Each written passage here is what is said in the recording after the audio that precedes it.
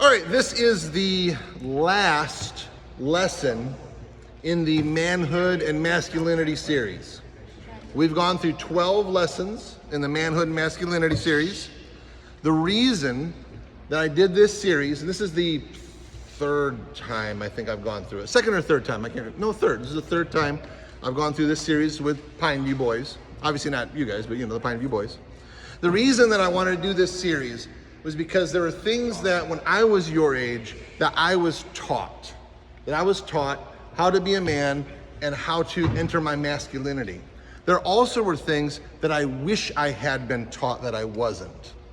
So that's what these things are. These are either things that I was taught or things that I wish I would have been taught. Yes, sir. How old were you? How old? About your age. About your age. Yeah, just, adolescent, young man. So what we're going to do today, this is the 12th lesson. This is the final lesson of this series. We're going to shift gears. We're going to go into another lesson, probably starting next week. I'm actually not 100% sure how that's going to work out, but we're going to shift into another series after this one, okay? So this is the final lesson in the manhood and masculinity. How many of you guys like this series? I know not all of you have been here for JJ, you were here for one, right? You got one. Who's been here for all of them? Maybe Dom. In this series, have I been? Maybe Isaiah. I've been here since some of you. I think I got here when you were doing the superheroes and stuff. Okay, then you have been. Yeah, if you were here for the superhero stuff, which we will do that series again too, this is what I did after the superheroes. Who was here for superhero stuff? Just Isaiah? Elijah, you were here for some of the superhero stuff? Junior, I think you were too. Yeah, you were too, because you kept wanting me to do Sonic, right? And I never did I? I might this time around. That wouldn't have been a bad one. You think so? Especially the movie Sonic. I played the game. I feel like the movie Sonic was a little bit stronger. You think so? Okay. All right, so lesson number 12, I've titled Manners Maketh Man. Manners Maketh Man. What I'm going to talk to you about today is what young men should know about their image, about their manners, and about their speech. We're going to end the lesson today with I'm going to teach you how to do a proper handshake. Some of you have already gotten that from me. Isaiah, you must have. Junior, you must have. I'll tell you how to do it, and then I'm going to go around and I'm going to shake each one of your hand, and I'm going to have you give me a proper handshake, okay? That's how we're going to end the lesson. And there's no small groups today. And I have something a little special for you for finishing this series with me as well. It's not edible, but Caden, he's like, whatever. I thought it was going to be like deodorant or something. Oh, to go along with the lesson? No, it's not that. All right, here we go. Let's dive in. What young men should know about their manners, image, speech. Not necessarily in that order. Image. Talk about image first. Your outward appearance is a reflection of your inward man. Your outward appearance is a reflection of your inward man. Your outward appearance really does show to the world how much you respect yourself.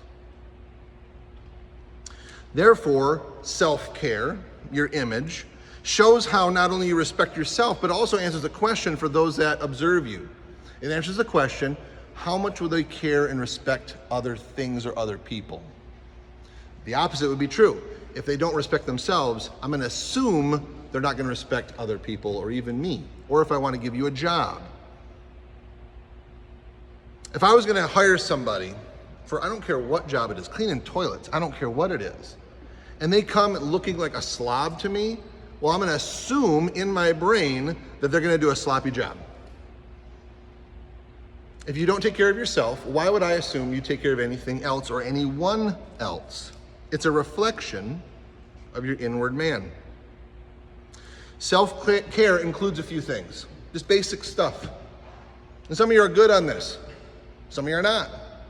Some of these things, again, like I've said, were things that I was taught as a young man, and some of them I wasn't. I had to figure it out on my own. So you have the benefit of being at least told. You have the benefit of being led to water. I can't make you drink. I don't want to make you drink. But I'm still going to lead you to water every time if I have opportunity. Self-care includes basic hygiene, cleanliness, smell, your hair, appropriate style or dress for the situation, brushing your teeth, your dress. no matter what the style, no matter what the culture, no matter what the presentation is, wherever if you're going to dinner or if you're going to school or if you're just lounging around home, it should be appropriate to the situation, based on the situation, your culture, etc. It should be appropriate, and that's different for everybody. That's fine. We all look different. We all have different kind of hairstyles. We all have different kind of clothes. We're different, and that makes the world a beautiful place. I love the diversity of our world. If we're all the same, goodness, that would be boring. It'd be so boring. But your dress and your presentation, your image, should be appropriate to the situation. Court meetings, court hearings. Ask your staff if you can wear a collared shirt. We have collared shirts down in the basement. I attended a court hearing with one of you boys this morning. I went downstairs, I got him a collared shirt, and he was so happy to have that collared shirt during his court hearing. We got him. Just ask. It should be appropriate to the situation. When you're meeting with your PO, say, hey, can I put on a polo? Is there something downstairs I can put on? If you don't already have one. Fast forwarding to a job interview. I already mentioned it, like a job interview. Don't go to a job interview looking like a slob. Because if that person that's looking to hire you is anything like me, and if he's a boss, he probably is, a little bit at least, he's probably not gonna hire you. You could be the most qualified person. You could have the skills, and you could do a good job. But if you present yourself with an image that's not true of who you really are, I'm not going to believe it. I'm not gonna believe it. I said this last time I taught this, Isaiah, you might remember. I said it this way. Please, please don't wear pajamas to Walmart.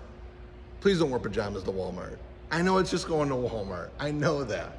But please don't do it. For my sanity. When I see someone going to Walmart or McDonald's, I know they're casual places. It's not a job interview. I get that. But when I look at a person, and I'm not saying you have to have a 3-piece suit on either to go to Walmart. That's not what I'm saying.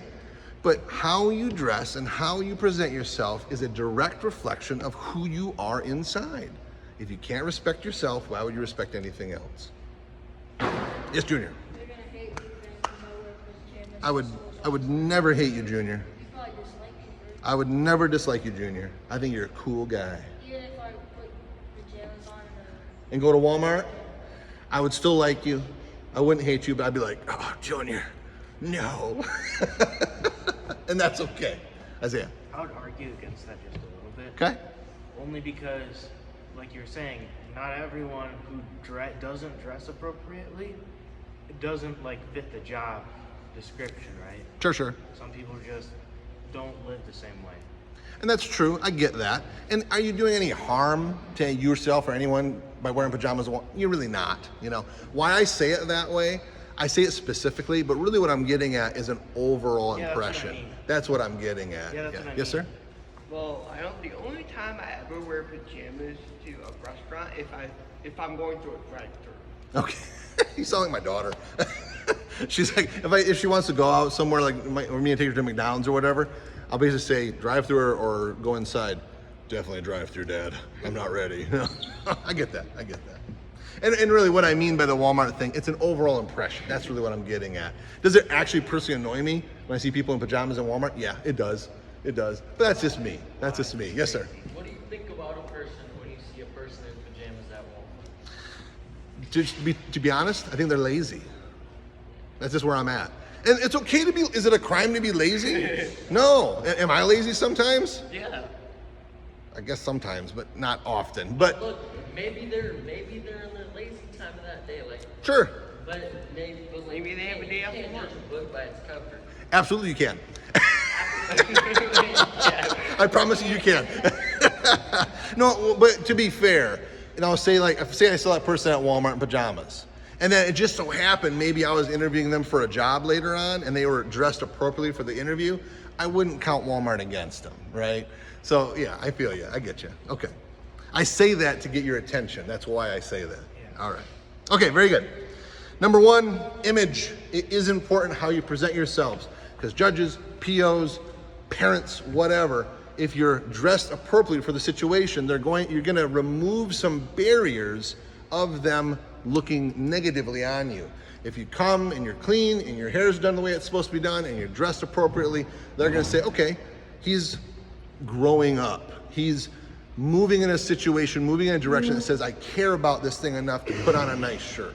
Make sense? Yes, sir. Ken, do you have a question? Yes, I did. Okay, so you're saying if someone pulls up in like a Hellcat or a Lambo or something, like you think they're rich? Would I think they're rich? I don't know. I might assume that they have the means to drive that car, whatever that means exactly. I may make some assumptions, but I mean, I don't know for sure. Exactly. So don't judge a book by its cover. No, I will continue to judge a book by its cover. Yeah. I do it silently. You know, and honestly, Caden, here's the thing. Everybody does. We hear don't judge, don't judge, don't judge. Okay? That actually isn't an accurate statement. It's not don't judge, it's judge well, which is part of your point. You're saying don't cast a whole impression on a person just based on one little percentage of an image you have of them, right? Yep. Get to know them, talk to them, that sort of, and then you can give an appropriate judgment, correct? That's basically what you're saying? I would agree with that, right?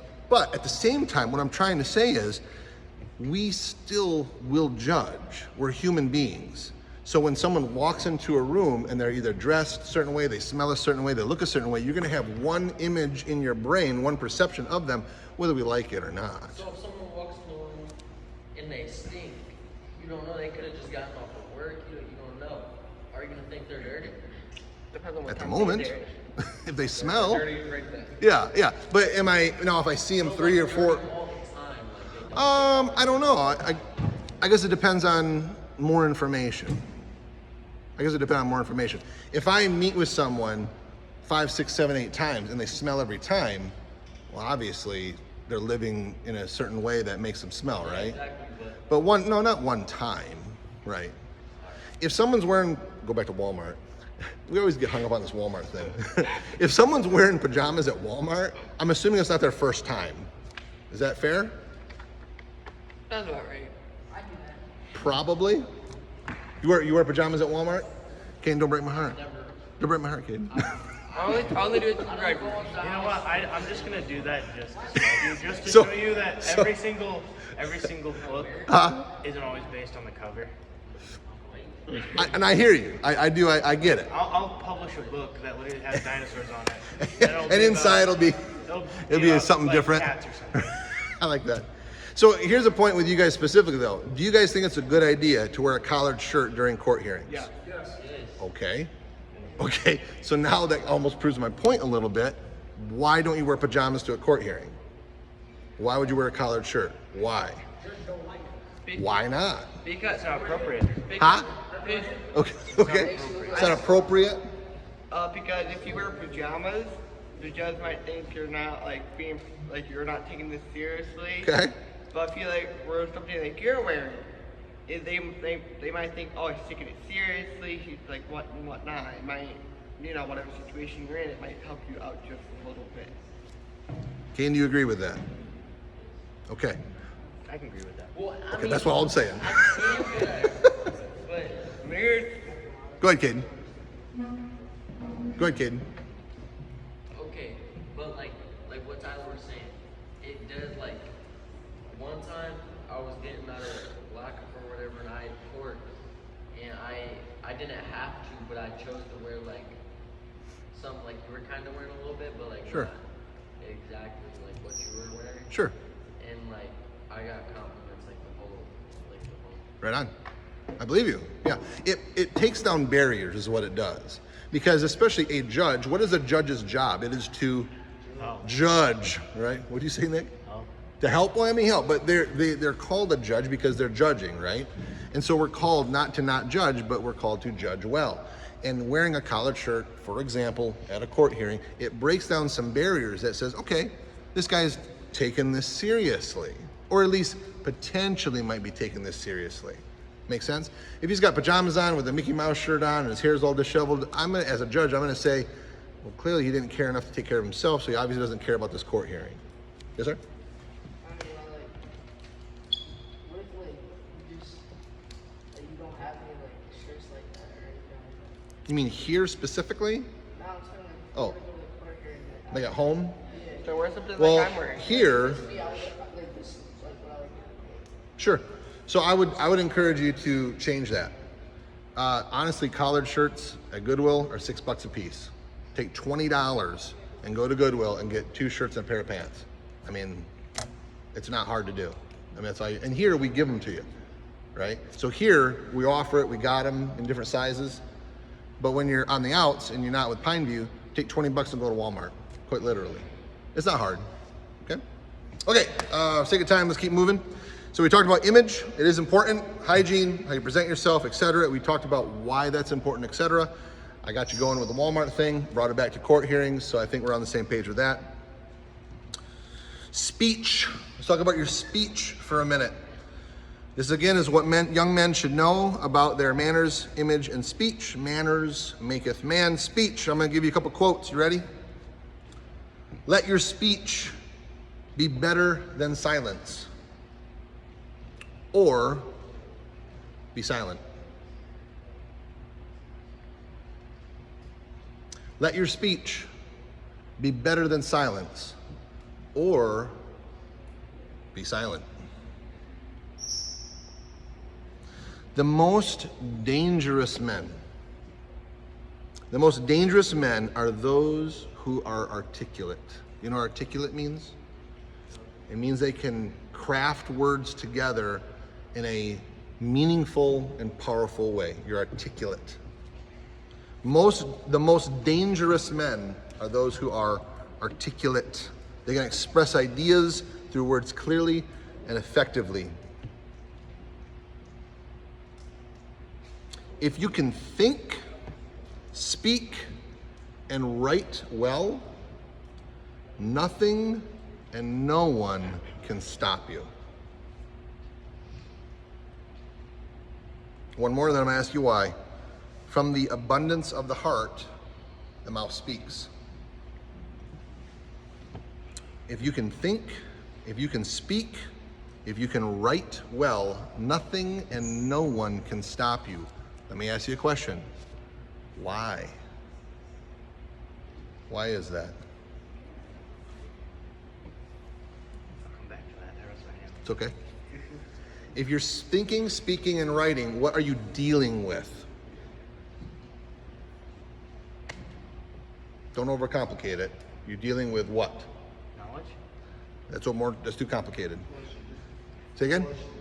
I can't hear you, JJ. What are you saying? Portion. Oh, portions? Oh, questions. Oh, got you. Feel you. Questions, okay. A little closer. You're dealing with something that's small, and some of you are writing them right now. Can you repeat it one more time? Words. Thank you, Tyler. Words. And words convey what? Words convey, starts with M, Emotions.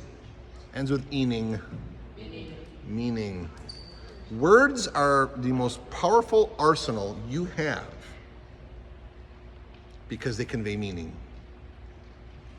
Think about the great leaders in the world, either good or bad. What were they really good at doing? Talking. Because they could convey meaning. Now, we may not agree with that meaning, or we might agree with that meaning. But they could convey meaning through words so effectively that they could cause sweeping worldview shifts in groups of people, some larger than others. There's nothing more dangerous than a man who can write, speak, and think, because he can convey meaning effectively. Woof. What? Unfortunately not. They may be able to say words, but they may not be effective. They may not actually be meaningful. Yes, sir. I do not, sir. Yes, sir. Can you give us a sample sentence, like one that like doesn't really have much meaning compared to changing how it's worded? Man, you get me on the spot here, Isaiah. Let me see here. Yeah, I'll do it with voice inflection. How's that? You know what voice inflection is? Okay. I'll do it with voice inflection. You ready? It's one of my favorite sentences to say with voice inflection. Ready? I didn't steal the money. Was that effective or ineffective? That was effective. I was trying to be ineffective. Let me do an effective one now. Okay, here's the ineffective one. I didn't steal the money. Wonderful. I didn't steal the money. That made you sound a lot more guilty. Did it really? It really did. That's what I was picturing if it wasn't effective. Like Well, I tried. a really bad faker. I tried monotone is what I was trying there, but maybe that's kind of hard to do. So that's with voice inflection. Same sentence with voice inflection. Let me give you another example of voice inflection. I'll use the same sentence. I didn't steal the money. What did I just say? You said I didn't. Correct? Someone else might have. Right. That's what that said. I didn't steal the money. Or I can say it this way. I didn't steal the money. You could have done something else with it. That's inflection. That's voice inflection. It can be very effective. You have to watch people. Sometimes they'll do that, even unintentionally. Their intent is one thing, but your interpretation may be another because of their voice inflection. Okay, take your time. Let's keep moving. Still on speech. If your outward image is a reflection of your inner man, talking about your appearance, if your outward image is a reflection of your inner man, your words are a window to your soul. Because from the heart, the mouth what? Speaks. If you really want to know somebody, get them talking. Just get them talking. They can't help but talk about what's inside. When I'm doing counseling, sometimes when I have someone who shuts down on me, I will shift topics. And I'll allow them to either shut down and just let it chill, or what I'll do, I'll ask different questions just to get them talking. Because I don't care so much about their words themselves. What am I after? Their heart. What's inside? I'm digging down. If your outward image is a reflection of your inner man, your words are a window into your soul. It's not just what you say, but how you say it. I would encourage you to know who you're speaking to. Know your audience. Obviously, you're going to talk differently to a judge than you would a friend, right? You're going to talk differently to a friend that's in school than you would even your parent. Know your audience. I'm going to give you a couple rules, and again, I'm just kind of rolling through this for time's sake. A couple rules for speaking. You ready? They're more like suggestions, to be honest. I wouldn't say these are hard and fast rules. Rules for speaking? Rules for speaking, but rules might be a little too hard. Strong suggestions, maybe that's what those are. Right, number one, you ready? For the most part, eliminate cursing or swearing. Now, I didn't say completely. I said for the most part. Eliminate cursing or swearing. Why? What does cursing or swearing do when it's just part of your language? What does it show? What does it show, Tyler? It shows for one, bad manners. Okay. It shows a bad image of yourself. Okay. That's all I have. I would agree with that. JJ, you got something? Manners, is that what you're saying? Yeah. I like that word. It shows what you're about, right? I like that. Yes, sir? Lack of self-control. I like that. It shows that you're not really paying attention or Okay. like you don't care about the situation. Right on. I like that. You don't care about other people, right? Sure. Let me go back to Walmart. I was in Walmart like 3 days ago, and I was just doing my thing. I was by myself, and these guys they were college kids age. They're walking by, and it's just F this and F that and F bomb this and whatever. And I'm like, I don't really care myself. But then this mom and a 2-year-old comes around the corner, not part of them. So those guys, and again, I wouldn't cast them out or say they're terrible people, but you're right, Junior. At that moment, they didn't care about the 2-year-old, and they didn't care about the mom at that moment, right? So what I would say it really shows, and you all are right. I would say you're very right. What I would say it shows is immaturity. That's what I would say. Yes, sir? I was going to say that, but I didn't have time to say two things. Okay. But also, would you be someone to like let them be like, hey, you're cussing a lot and there's a lot of people around? Oh, would I be that kind of person? Yeah, would you mind mind trying to tone it down? It would depend on the I mean, 'cause situation. I would also think like that could be dangerous with some people. Sure. Like, because you don't know how they're gonna take it. They could take it as, oh, he's trying to attack me, or they could take it as like, okay, well, maybe I do. So, so I've done both. So the Walmart example, they were passing by, they were moving, and they're like, it was a momentary, a 3-second interchange, right? So I didn't say anything. There was a time I was at Cedar Point. Y'all know what Cedar Point is, the amusement park? I was at. Going there next week. Oh, that's right.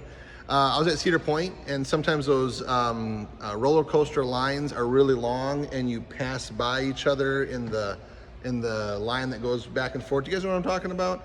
Like it has the roped off things. You go back and forth, back and forth, back and forth. So the point is, you see the same people for like 3 hours sometimes. There was a time I did tell someone, man, it'd be best if you didn't swear so much. There's a bunch of kids around us, and he just said, "Oh, I didn't even realize," which kind of proves my point. He's not thinking about it. Kind of what Junior said. He's not even thinking about it. It's not like he's trying to offend anyone. It's just part of his language at that point because he's so used to it that it had to be pointed out for him to be like, oh, I didn't even really realize. Yes, sir? Wouldn't your tone matter when you say that too? Like, Oh, totally. You don't want to be like too shy about it, but you want Right. to be stern. Kind but firm would be a good way to say it. Kind but firm. Yes, sir?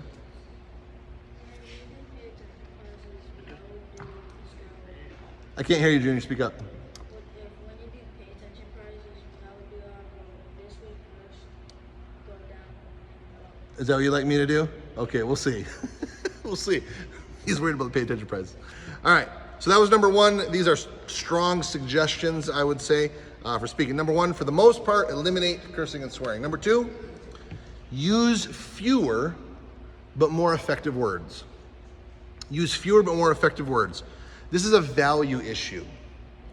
If someone asks you a question and you start rambling and it takes you 100 words to answer their question versus using 6 words, you get the same answer with fewer words, so each word has higher value. Think about it like $1, like $1. How many pennies are in $1? 100. 100. How many quarters are in $1? 4. So I can either give you 4 quarters in this example or 100 pennies. Pretend those are words. The 4 quarters, each word has a higher value, correct? To where if I give you 100 pennies, you're gonna be like, oh, thanks for nothing, right? Because the pennies are gonna be lost. Each word all of a sudden is only worth a penny. So a strong suggestion for your language, for your speech, is use fewer but more effective words. That's being pointed, that's being appropriate, that's being intentional in your language, okay? Number 3, be truthful or be quiet. If you don't know, say I don't know. Be truthful or be quiet. Lying doesn't make your words useless. It actually puts you in the hole. They're negative value. So if say you do a lie and another lie and another lie and another lie and then a truth, are the people around you going to believe you? No, because you're in the negative. So lying, it's not just zero value, it's actually negative. It's putting your account in the negative. So you have to work up through the negative before you're back into the positive. Be truthful or be quiet. If you don't know, say you don't know. I can work with someone who's truthful. I can work with someone who says, man, I don't have it all together. I got issues. My family's got issues. I have this problem. I have that problem. Fine. Thank you for being truthful. Now let's work on it together. But if I have someone who's skirting around questions and they're fibbing about stuff, they're exaggerating, or they're under-explaining, or doing the lying of omission, where they leave important information out, that's hard to work with someone like that. I don't like working with someone like that because I don't know what I'm getting. I don't know what I'm getting. Be truthful or be quiet. Okay, last one. So we talked about image, we talked about speech. Last one is simply manners. Is manners. I'm just gonna say it directly. You ready? Don't ever. I'm getting your attention. This is like Walmart. Don't ever burp or pass gas at the dinner table. Excuse yourself. If you gotta do, hey, we all gotta do stuff. Excuse yourself. Take care of it, come back. Yes, sir. What is up with you and your Walmart? I'm just getting your attention. Getting your attention, Tyler. Ask to be excused, take care of your business, and come back. You don't need to share everything, okay? There's some things you can keep to yourself, including gas, okay? Again, these are things that either I was taught as a young man or I really wish I would have been. If you're gonna cough or sneeze, what don't you cough or sneeze into? Food. Well, of course not food, but what on your body? Your hand. Your hand. I know it's habit sometimes. Cough or sneeze, if you do that, all of a sudden, what's the next thing you're gonna do with that hand? You're gonna touch something. Shake someone's hand. You may shake someone's hand, you may grab a doorknob, and then the next person grabs that doorknob. Where should you cough or sneeze? Elbow. Elbow or away? Elbow or away? Or tissue. Or tissue, if you have it. I'm an old man, so I always carry tissues in my pocket. Or handkerchief. I'm such an old man. I don't have a I'm not that old. I don't have a handkerchief. Does anyone in here have a handkerchief? Mark, do you have a handkerchief? Oh, okay. Okay. He'd be the one to have one. That's it. Out of all people, Mark. All right. I'm surprised he doesn't. So when it comes to manners, sometimes you got to keep yourself to yourself. Let me tell you this quick story, and then we'll be about wrapped up. There was a fun experiment that was done. There was this high school classroom that was mostly boys, and they were pretty rowdy. There was boys. They were rowdy. They wouldn't do their homework. They'd pass gas. They'd burp. I mean, they had no manners. They didn't care about their appearance. They didn't care about their image. They didn't care about their speech, cussing and swearing, whatever. In this experiment, what the teacher did is the teacher put a very pretty girl, student, in the middle of the classroom. A new student was introduced to the classroom. Very pretty young girl. And put her in the middle of the classroom. These are high school age. All of a sudden, schoolwork went up by 70%. What? Productivity. That's crazy. Productivity in homework and schoolwork, 70%. Curse words were cut in half. Cut in half. What else happened? Manners, belching, passing gas, basically became non-existent. How they spoke, they toned their words down. You remember last week we talked about respecting women? Yes. And what was one of the things that we did with our voice? We didn't what? Raise them. What's that? Raise them. Like Don't raise what? your voice. Right, raise Yeah. your voice, right. A lot of times ladies do not respond well to high volume, and guys don't often either, but girls especially. We talk to girls because they're girls. Junior. So in this experiment, what happened is their voices came down, not completely. I mean, they weren't like, perfect by any means, but productivity went up 70%. Curse words were cut in half. Manners, volume were brought way down, all because of this girl that was put in the middle of the classroom. They weren't given any directions. They weren't given any instructions. It just happened naturally. Let me ask you, why? Why did that happen? Because what? Because, say, I can't hear you, Dominic. But they like pretty girls, okay? He said they don't like dudes. That was his answer. But they like pretty girls, right? Okay. So all of a sudden, why did productivity go up? Why did their manners go up? Tell me. Because of the girl. Why because of the girl? She was cute. Okay, why does that matter? Because you want. They want to impress her, okay? We're getting warmer, They wanted to have a good image, okay? so they could show the girl that they're a good man. Okay? Right. What they wanted to do, all of a sudden, these boys had a reason to show their inner value. And how do you show your inner value? Through your image, through your speech, and through your manners. All. You may not be perfect, but you at least are going to present what matters. So what these boys did all of a sudden, and you all were right, you were dancing right around it. JJ said, impress her. Well, what does that mean? They wanted to show this girl that they had value. So all of a sudden, I do my homework. I'm not just passing gas whenever. I care about my appearance.